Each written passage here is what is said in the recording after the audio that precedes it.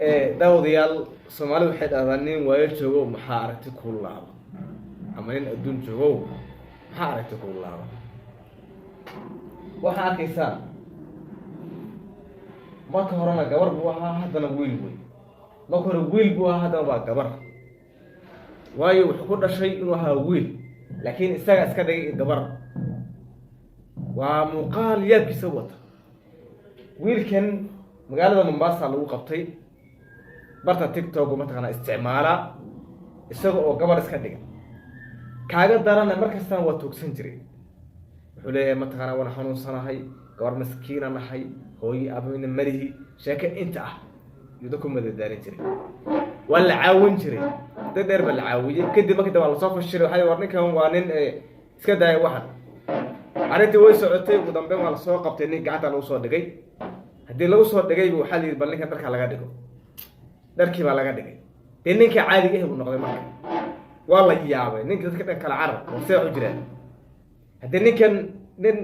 khaniis wala yaqaan oo khaniisintii ma ah nin caadi la yaqaanana ma ah gabarna ma ah muxuu yahay marka mid kale ninkan dadkii dhalay away maxay u fiirsanayeen inta dhan inta baraha bulshada uu gabadha uu ku ahaa xitaa intay qabsadaan may geeyaan meel ma taqaanay dhaqan celina waa maxay ninka naagta oo waxyaalaha la yaab kale baraha bulshada ee lagu arkayo saaka ilaa xilli hadda aan taaganahay muuqaalkan wuxuu noo trending Kenya dhan aad baa mutaaya loo hadlayaa Soomaalidu waxay bilaabeen bal wax anaga aan sameyn karin iyo bilaabeen anaga ninkii la galay khaniis waa khaniis soo muujisan kii nin waa nin kii naag waa naag wax u dhaxay malaha laakiin anaga wax u dhaxayaan keenay oo ah nin naag nin noqotay oo dhaxa subhanallah marka arintan iyada ah horta wiilkan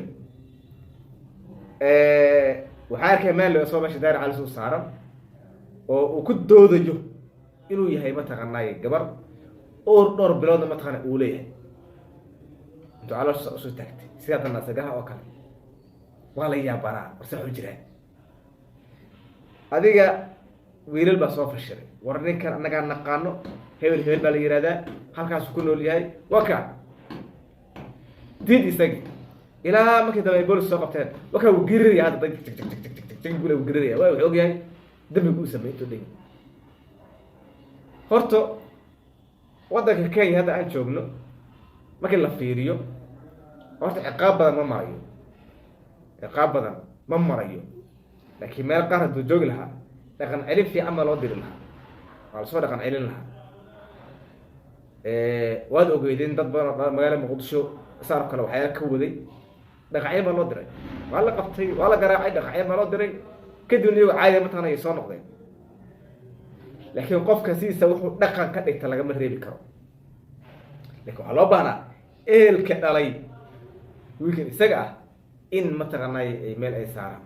dhici kartana inay u alwaayeenba ay ka soo noogeen waxan uu yaraantiisa ma taqaanay uu sidan soo sameeyay dharka dumarku xiran jiray inaga kuma ogin in uu sameeyay khaniisnimo wixii lamid kuma ogin maanan arkin marku eedeyn karo laakiin dharka uu xirtay dhar dumar weeye mana haboon inuu xirto balse xagga gooni iyo arintan asna sidoo arkay wax ku weydiiyo بدأنا هرت أريد عن اللي يابي يقولنا قطعي حتى كره حسيت على سعنات إن الدور إسكت يجري إنه كسبنا ضدك أنت عرسين ما لا عبر كلا قدي سيف يعني وعادي لو فيري أردت اللي يابي يقولنا قطعي نقاس نين عادي وها تموس مست وحبو دوب وحبو حرتي هذا نكان مركان نك فيري نك أبو صدق هذا نك تميسي هذا أبو وجاء يسال قال كوس مسيين سيف يعني مركا اللي يابي واحد dadku raga qaar xeelayhiin ba wanahan dumarada ku qorsanaba hada markuu nin naqdo wixii naasan lahayn waxba aan lahayn oo tin maxaa la nin caadi noqdo qof nooc kale kul noqona qofka sax marka waxa la yaab horta waxa la min shaba fahum min soomayn qofku markuu qoomka matalo kamid yahay isku shabaha isku ekeysi yaqaado maanta rag ilaahay ka dhigana dumar isku ekeysiis wax kale oo la yaab la waay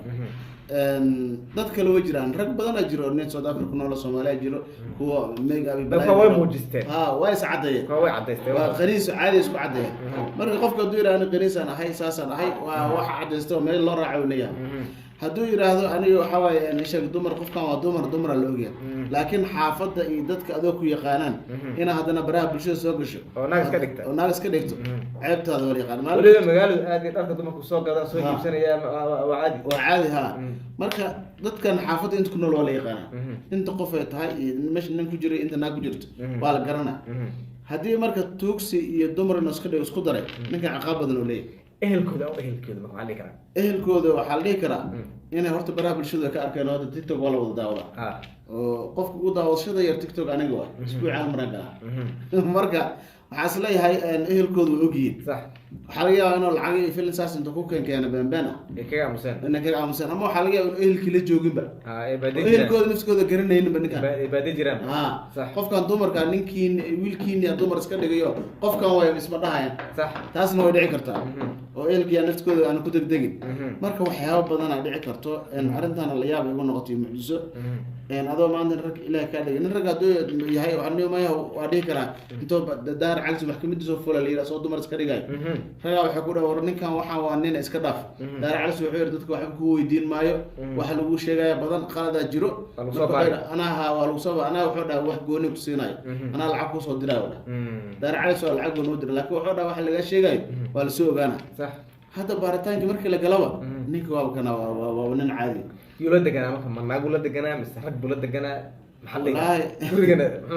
أرت منباسة ما شاء الله وحب نواد بدنته هذا هو وحبها كنسينتي برامشيدا هذا لو غير كليا وهذا محلها إيش باصصو كلا waxba lagu arkaa dadkoor muqdisho lagu arkay qaniisiin iska dhigay maxalla hargeyso waxa lagu yiraahdaa wasiir raxta ku jiro dadka barnaamij qaniisiinta ka shaqeeyo meelo badan barnaamij xeebaha oo dhib badan yihiin inkastoo hargeyso xeebaan laakiin meelaha kale hargeyso waa caasimadii sababta ay lagu arkay dad mashaariic ka fuliya jiro oo ilaa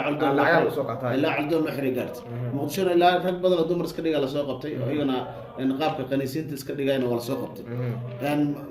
Mombasa loo jeedo hadda waxa leeyahay kaas barnaamijka socda marka aan waxaas leeyahay xeebaha maaragtay dambiyo badan ka jiro oo waxyaabo badan soo raaco dad badan oo dambi ka shaqeeyo waxa arkaa hadda waxa la sheegay in macallin ku sugan Mombasa inuu ilmaha wiilasha yar ka fuulo markii oo fuulana waxa la xiraayo isla markiiba la soo deynaayo maxay ku tusina marka dad ka caawinaya ka shaqeynaya markii ilaa heerka macallinka oo gaaray in ilmihii laga cararo dugsiga oo cunug yar dawada laga fuula anaga wata war uma haynaa ilaa dugsiga loo kala cararo dugsiga burburo gaar ilaa ma qof cunugiis dawada laga fuula rabo ma jiro marka Mombasa dhibaato badan ka jirto dadkuna isku qarsan yihiin dad xataa waxa la sheegay qaniisiin oo meel gooni joogo meel lagu gado oo hotel degan marka ana waxaan leeyahay Mombasa baarta dheer u baahan tahay ninkan kaliya ma dad kale oo far badan isqarnaa jiro oo qofka isqariyo horta uu isqariyo laakiin uu jira dadka soo baxay dhibaatada keenay dad soo baxay oo darbara bulshada galay sida ninkan kala dhibaatada keenay marka almuhiim waxa leeyahay waxaan uu sameeyay waa dambi ninkan dabagalka lagu sameeyay kaliya booliska intay soo qabtaan iska xiraan iska daadar baribartiyo kamisa marka ciqaab adag booliska marseena ninkaas u fudaad waa ma san tahay daawadayaal kulli waa xil mucjiso ah oo dadka ama ka Soomaaliyeed ku reebtay intaas muuqaal ku soo afmeeraya la wadaaga